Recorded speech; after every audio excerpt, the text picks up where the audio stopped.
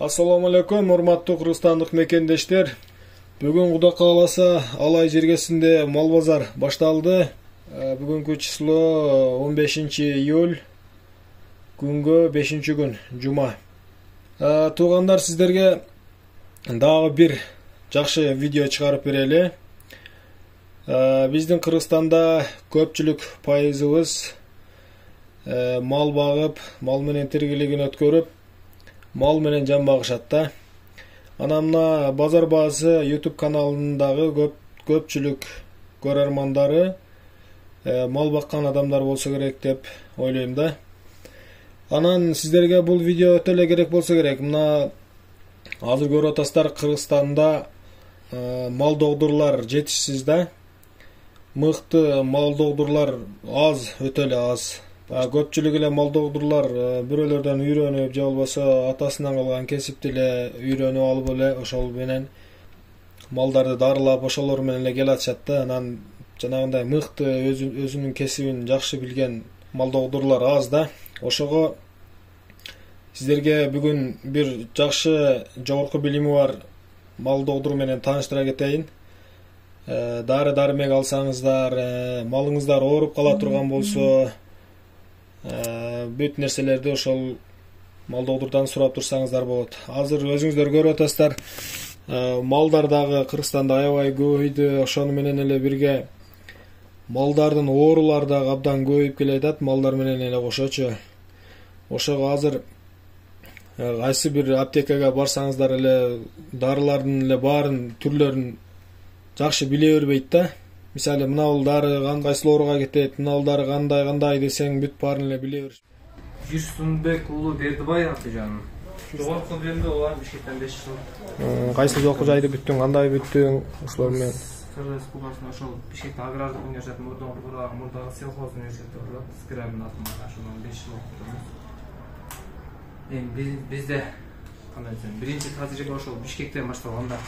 Ошол жакта лечение алып, ошол жакта малдар лечение алып жүрүп, бир Ошко келип, Ошко чейин Узак көлгө чейин барып малдарды иштеп жүрүп, кийин ГОСТо Ошто иштедик 2 жылдай.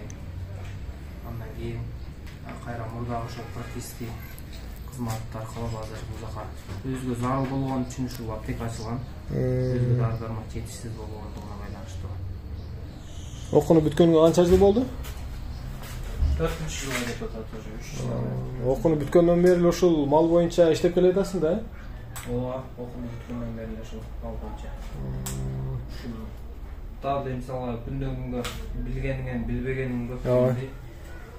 Күндөн күнгө дагы жаңы ачыштар, дагы жаңы билбегендер көп. Ошого үйрөнүп дагы мен айтып табыз. Азыр эми мал көбөйгөн сайын күндөн күнгө малдын оорулары дагы аябай биз билбеген, биз көрбөгөн оорулар көбөйүп атпайбы? Эле мисалы бизде эч качан мисалы Кыргызстанда бир убактарда шарт деген оору деле жок болчу, азыр шарт деген оору көнүмүш адатка айланып калды. Караксак деген оору азыркы моментте мисалы кайрылып атат, кара өпкө боюнча. Булар менен бардыгы жакшы сөз бар, жакшы ветеринардык адис, ал бир малды жакшы дарылап койгондуктан эмес, анын алдын ала иш-чараларын эң жакшы жүргүзгөн эң жакшы ветврач деп айтылат да. Алдын ала. Алдын ала. Ошол кара өпкөнүкү ошол шарттыкы, башка оорулар эң негизгиси бизде алдын ала иш-чаралар жакшы жүргүзүлбөйт. Себеп элдердин да түшүнүгү эми жаңыдан жетишип келатат. Бул бир экинчи жагынан мисалы мамлекет тарабынан биздин мамлекетибиз бюджет жагынан кыйла артта калгандыгына байланыштуу көптөгөн ооруларга, мурда пайызсыздарга дарылар берилип, бул жака жакшы көңүл буруп келген болсо, мына акыркы жылдары уже биздин тармактагы Минсельхозго кошулуп кеткенден кийин дагы канча көп дары-дармектерден, көп профилактический алдын ала иш-чаралары кыйла артта калып жатат. Ошол байланыштуу оорулардын себеби ушул дагы бир себеп болуп келет. Азыр эми көпчүлүк адамдар кичине акчасы болсо эле вет аптека ача калып, дары-дармектерди алып келе калып, сата калып, ошондой менен көп алектенип атышат да. Азыр ал жерде бүт дарылар кандай ооруга кетет, бул дарылар кандай болот, бүт бардыгын билесиң да сен, Бизден мисалы бул жерде почти 100% десем дагы 80-90% бул жерде алып келген дарлар биз өзүм иштейм да. Кыдырып арасында кыдырып таанылган бар дегендей. Кыдырып иштеген, ар биринен колубуздан өткөн дарлар да. Кайсы дары кандай колдонулат, канча дозада жана кайсылары менен кайсылары бириккенде реакция берет бербейт. Ошого байланыштуу кайсы моментте кайсы дарылар келип бардыгы колдонуп өткөн дарылар. Бул бир. Анан жанагы аптека кайсы билген билбеген аз биздин неме боюнча эми арасында 5 кол тең эмес бар, бирок аз Кыргызстан боюнча жалпы алып караганда көп эле азыркы жаштар иштеп калды, көп эле ошо окуп бүткөндөр, бирок арасынан көпчүлүгү практиктер эмес да, мындай сатуучу, бирок сатканды бардыгын билет, бирок алып барып колдонуп көрбөгөндөр көп негизи. Бирок ветеринарга катысты талаптуу ветеринарлар саткандарды негизи көп. Бирок анча арасында эми кездешет. Эми сен кесибиң дагы ветеринарный кесип экен, сеники дал келет да, бири-биринечи, эмне дары сатканыңдагычы. Азыр эми бул дарыны көп бизнес катары пайдаланып калышты да, акчасын көбөйтүү катарычы. Акчасы болсо эле дары-дармек алып келет, акча кошуп атат, ошондой болупчу. Эми туугандар, бул жерде азыр мына дарылар менен ар бирине токтоло турган болсок өтө көп убакыт кетет да бизгечи. Ошондуктан биз жума сайын сиздерге бир 2-3 күн сайын 1-2ден дарыларды кандай колдонулат, кандай сайылат, ошол боюнча аз-аздан кылып чыгарып беребиз. Мисалы эме кылса болот. Ошо көрөрмандар кызыккандар болсо, мисалы таамандар Алай районуна чыгат азыр. Каналдарды тонмагандар болот, ошол комментарийлерге сизге кимиз ачат да. Ошо чыкканда жазып коюшсун. Бул дары боюнча маалымат, бул дары боюнча маалымат десе, биз колдоп беришинче болсо видео тартып чыгарып. Анан сиздерге кайсыл дарылар табышмак болуп аткан болсо, кайсыл дарылар кайсыл ооруга кетет деп билгиңиздер келип аткан болсо, мына жигиттин номерин астыга жазып коебуз. Ушул жигитке байланышып, ушул дарылар боюнча толук маалымат алсаңыздар болот. Биз эле обзорно мээрде бир көрсөтүп койсоңуз, мына витаминдер сурбайбы? Элдер көпчүлүгү мисалы витамин саягандан, же витамин колдонгондон мисалы азыр ушул жерде аптекада отуруп практически элди кыдырып жүргөндө жак түшүнбөйсүң, анан ушул жерге келип элдер келип сураганда, сен айтасың анан почта иштейт мындай дегенде, ошондо мисалы витаминден көпчүлүгү түшүнүк жок да. Муну сайсам не болуп кетет, анан муну сайса этим не болот, анан башка не болот. Ушул боюнча да обзор эми ар бир витамин көзүнчө токтолгонго да туруп. Өтө көп убакыт кетип калат. Ушундай маселе көп да. Түшүнүк жок ушул жана. Только сиз айткандай жанагындай. Бир эле ошол ивермек же болбосо альбенинде антибиотиктерди алдын ала мисалы кеп арасында келет да. Азыр карап көп болгон байланыштуу. Апарып эле алдын ала сайып койсоң жакшы болот экен. Нитокс, токситарсын апарып сайып койсоң алдын ала оорубайт экен. Жок андай эмес да. Булар алдын ала сайылмайт. Кыскасы, мал боюнча бүт дарыларды ушул баладан сурай берсеңиздер, түп тамырынан бери бардыгын айтып бересиз экенсиң да. Азыр эми эң көп колдонулган эле бизде ивермекти көп колдонобуз, анан альбенди көп колдонобуз да. Анан мына азыркы келип аткан жаңы витаминдер боюнча малга пайдалуу көп дарылар бар экен да бул жердечи. Аларга биз көп маани бербейт экенбиз дагы. Булар бизге эми келип атыптыр да. Азыр мына ивермек боюнча бир маалымат берип кетсең көрүүчүлөргөчү. Ушуну көп колдонобуз да бизчи. Бирдемке болсо эле ивермек сайабыз, пит десе деле ивермек, ичинде курт болсо деле ивермек. Бирок бул ивермек неге кетет, неге пайда толук билбей эле сая берет экенбиз да бизчи. Ошого азыр ивермек боюнча толугураак маалымат алып алайлы, билип алыңыздар. Так, бул жерде ивермектин 2 түрү барбы? Жо 2 түрү эмес, түрлөрү келет. Азыр мисалы просто сезон бул ивермектин сезон болот, ар бир квартал сайын деген болот, анан жаз, күз айларында колдонулат.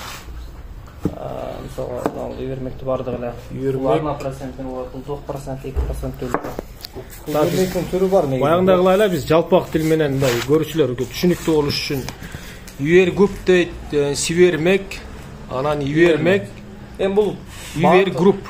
Жалпы айтканда бардыгы эле ивермек болуп эсептелинет. Азыр 4 кыл да туурабы?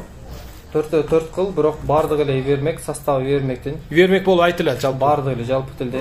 Аттары ивермек, анан ивергруп, анан сивермек сото бардыгы эле ивермек болуп эсептелет. Составы ошо бардыгы ивермектен. Просто эле бул ар бир чыгарган фирманыкы, кайсы странаныкы, бул Россияныкы болсо, бул Кытайдыкы, ошол сыяктуу бөлүнөт.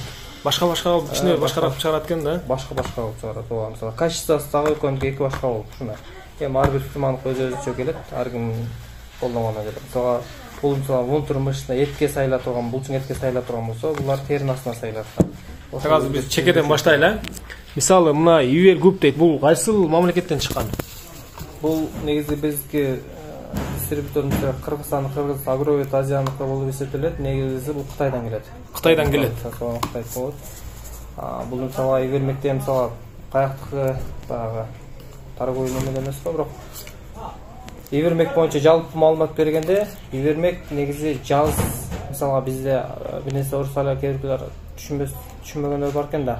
Апарт ооруп атса деле Ивермек сайып, кайра эле Ивермек сайып, аны Ивермек сайып туруп этин жеп, Ивермек сайган боюнча эле сүтүн ичип дегендейчи ойларга. Негизи Ивермек сайгандан кийин сүтүн ичкенге, этин жегенге болбойт. Жок деген өзүнүн ар биринде өзүнүн инструкциялары жазылган 25 жыл. Бир негизи жакшысы 1 айга чейин деп келет эттерине. Ивермек сайгандан кийин 1 айга чейин этин жегенге болбойт. Китебинде, ооба, ошо. 1 айдан өткөрүп чыккан жакшы. Неги 28 күн тагыраак өтөт. 1 айдан өткөргөн жакшы болот. Анан мисалга бизде колдонулганда көбүнчө жылуу жерге багандай бизде жазында мисалга жылуу андай жердин астына жөлөктөр, кене биттер чыгып баштайт да. Ошол болсо кышында мисалга уйлар биттейт, койлор мисалга жөнөп кене басат. Ошондо ушул Ивермектер колдонулат. Мурун Ивермектер жок болгон кралин губка деген болчу да. Ошого салышчу да. Кийин бизде ал жоголуп кеткен байланыштуу. Мисалга Ивермек кеңири тарап баштады да. Буну колдонулган негизгиси мисалга жылына жок дегенде 2 жолу колдонсо болот. Анан буну колдонуу себептен мындай болот. Бир Ивермекти сайгандан кийин көпчүлүк келет, Ивермек сайсак болбой атат деп. Бит өлбөй атат, чекенеси өлбөй атат. Ал бир себеби дозасын туура эмес сайгандан болот, же болбосо өзүнүн дарын сактоо режими, же болбосо башка дарын качествосунан болот. Бир экинчиден анан ар бир бит мисалга уйдун терисинде жүргөн бит деле айтсак, ал денеден канды бир соргондон кийин ал даже 20-25 күнгө чейин бир кан соргон боюнча эң кеми 15 күнгө чейин жашай берет да.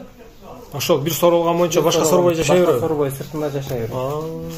Ошол үчүн биз күндө эле соруп турбайт экен да, күндө эле сорбойт да, кан соргучтар бир соргон боюнча ошого чейин жашайт. Ошол үчүн мисалы сиз Ивермекти бүгүн сайган болсоңуз, бүгүн кан сиз сайганга чейинки бит бүгүн кан соргон болсо, ал 15 күндөн кийин дагы бир сорго турган болсо, ал 15 күн ичинде бул дарын кандагы составы кетет дагы. Анан кайра бит кийин канды соргондо ал өлбөй калат. Ошол себептен азыр көбүнчө башка түрлөрү да чыгып калган. Ошон үчүн буну повторно бир сайгандан кийин кийинки кайталоосу толук бир жума өткөндөн кийин толук сайыш керек. Эси көп деген эси азыраак болсо бир сайыш менен жакшы болот. Ошондо мынау жамбашка сайлабы же болбосо моюнга сайлабы? Бул теринин астына сайлат. Подкожа деп коебу? Подкожа деп коебу. Моюнга? Моюндан сайлат, ооба. Койлорго теринде колтуктан сайлат. Туугандар көрүп алдыңыздар мына Ивер Групп моюнга сайлат экен теринин астына. Бул Кытайдан чыккан, Эми мынау Сивермекке токтолуп кетели. Сивермекс дейт бул.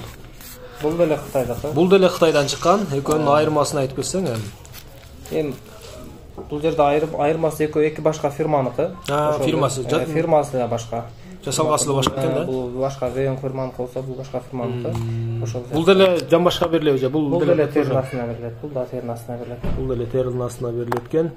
Так, ошондо 50 килога 1 миллиграмм кетеби? Ооба, дозасы 50 миллиграммга 1 миллиграмм. Уйларга. Ооба, уйларга. Жок, бардык малга. Бардыгына ошондой. 1 миллиграммы 50 килограмм живой веске карап берилет. Бирок живой веске караганда мисалга бир коюң, например, 60-70 килограмм чыкса 2 миллиграммга чейин сайса болот. Кичине ашча болсо, эми азыраак ашча болсо эч нерсе болбойт. Аралыгы 1 жума болсо болобу?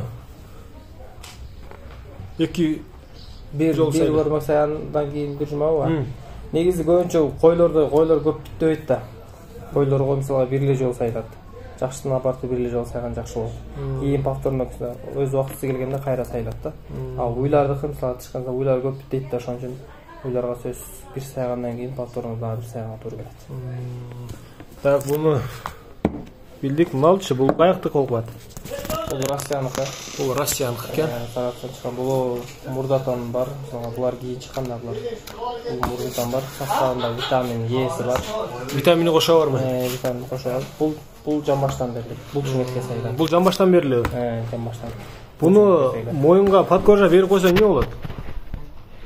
Бул подкожа деле жакшы сиңет негизичи. Экөөнө тең кетеби? Жок, мисалга муну деле этин сайып койсо болот. Бирок анча-мынча бул инфекция боюнча анча-мынча да реакция берет. Именно ошол үчүн болот. Мисалы кээбирлер бар да. Буну подкожор койтап шишип кетет же башка болот. Вот именно ошол себептен болот. Буну же болсо метке сай коет, жамбашка сай коет. Жамбашка реакция болуп патчамчада ушундай шишип кеткен кайра мисалы бир иштен эки иш мисалы наоборот өзүнө иш ашырып да. Бул каякты кол кылат мал Ибергруп. Ибергруп бул экөө бир эле. Экөө бир, а? Экөө бир фирманын калган. Бул просто 1%, 2% күчтүү. Мынауны жанагындай моюнга сайганда көпчүлүк учурда таркабай шишип ошол бойдон калып кетет да. Ошол эмне себептен ошондой болот? Эми биринчи мисалы бул дарынын өзүнөн болот. Сроку негизи шишит. 1-2 күн шишейт негизи. Бул дарылардычы. Анча реакция берет. Ответный реакциячы багандай. А бирок андан барып кайтат. Серверинге кайтпай калып беришмек.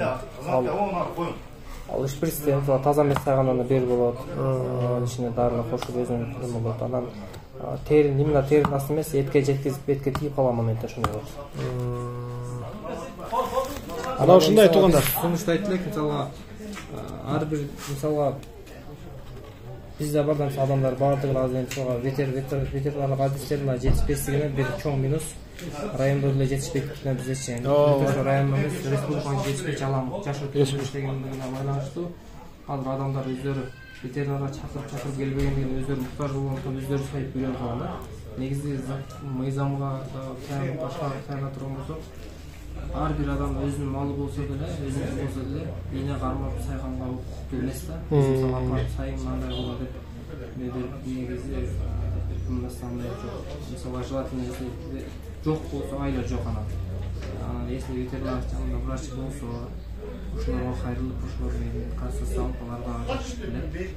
Ошолорго да сайдырып, алар эми уктуу машина бар. Мен жакшы байланышта иштешсем. Туугандар, мына бүгүн Ибермек боюнча кичине болсо да маалымат алдыңыздар. Эми Кудай кааласа мына дарылар боюнча бүт сиздерге маалымат жеткирип турабыз. Ушул жигит жеткирип берип турат. Буканын баасы канча экен ака? Буканын баасы канча экен? 55. 55 миң сом буканын баасы. Жашы канча? 1,5 жашарбы? Жетелек бирге. Топок. 1,5 жашарга жетелек экен, баасы 55 миң сом.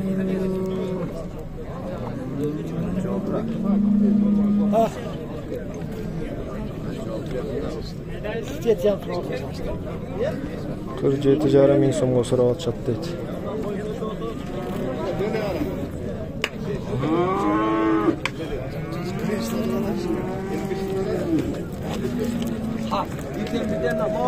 To'qol qancha ekan? 50 ming so'm kem bor deydi to'qol. 50 ming so'm kem bor.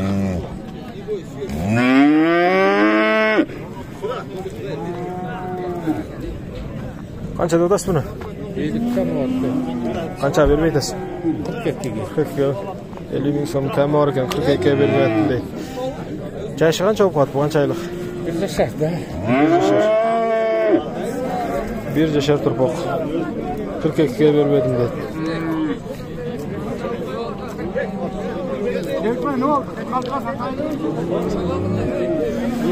Qancha dodasiz aka?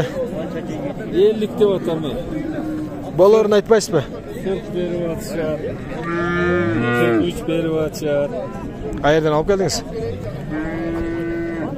Qaldiqdan olib keldim. Qaldiqdan. 50 ming so'm deydi. Bahası 40 berib atishadi. Har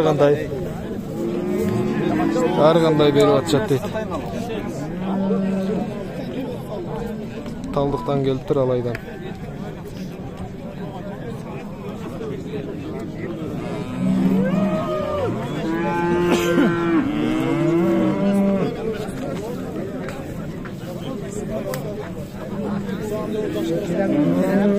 Torpoqdan qancha dodasiz uyda? Torpoqmi? 65 deb o'taman. Qayerdan olib keldingiz uyda? Qarabulaq. Qarabulaq qancha sudanmi? Qancha so'rab atishadi? 63 kuchang bor. 60 da so'rab kelgan. Mana qancha ikkinchi torpoq bu? Birinchisi. Birinchisi. Birinchi torpoq ekan. Erkek ekan ha? 3 torpoqdan ko'ra turibsiz. Erkek torpoq ekanlar.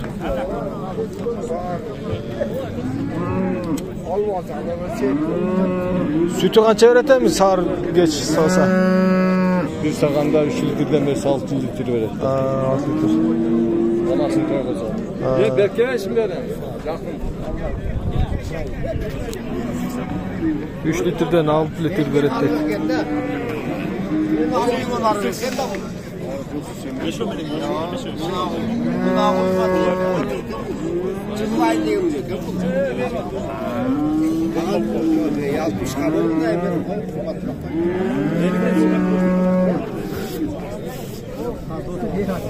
Bu qancha bağı ulup o'tgan ko'raylik.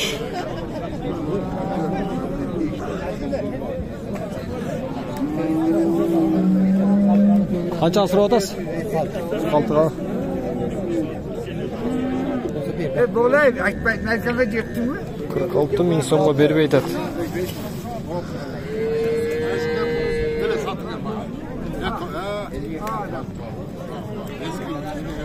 46 ming so'mga.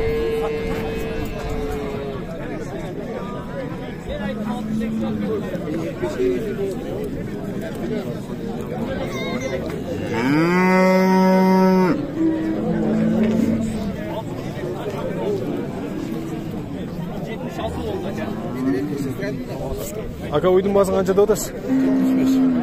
Qanchani to'g'an bu? 3-chi turpo. 3-chi turpo ekan buni al. 75 ming so'm deydi. Turpo urg'achi. 75 ming so'm.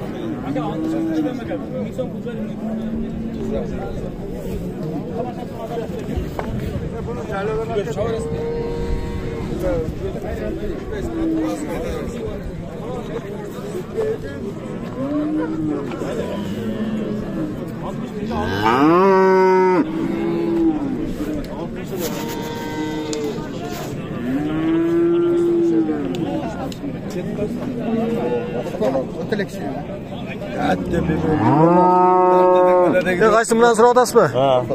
Qancha berib edingiz? 59 ming so'm. 59 ming so'mga berib etdim men qora uyda torpog'i bilan.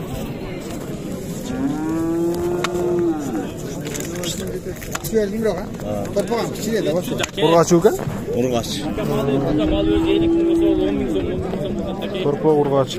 59 ming so'm pul berdi. Sizga просто sav ichib deganingizda charasini qarang aka. Charada aka, ishtim bor aka. Charasi dunyo bor. Aka dunyo o'rganda o'sha qaraydi aka. Onaga qaraganda bundan chekdan chaqib o'tib aka. To'rt bosh. Doktor baraka kuchi men qara. Aka undayda Ming so'm qo'yib bergan bo'lsa,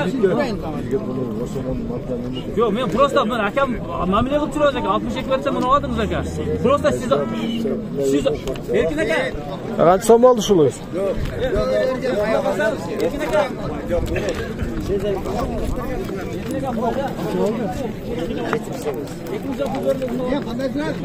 78 ming so'm bo'lib tur.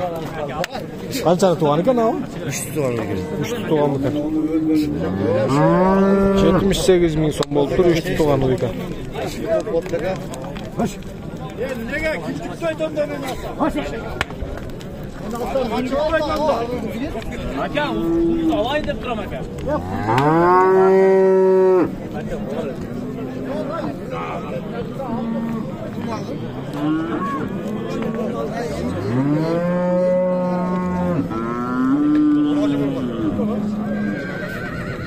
O qizil uydun bo'lsa qancha ekan?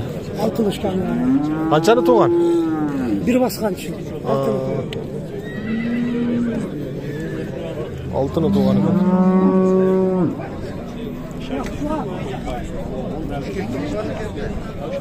Qo'lga ochgan turpog'i.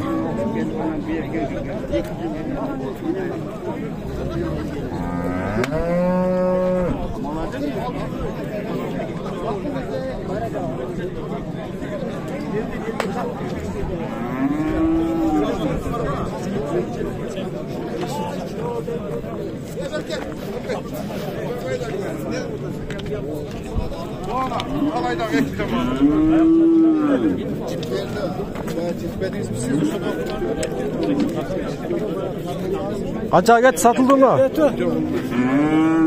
Buni qanchada otasiz? Qancha deysiz? 80 ming so'm. Qisir, jaboz. 80.000 so'm kemi bor deydi. So'yishlar.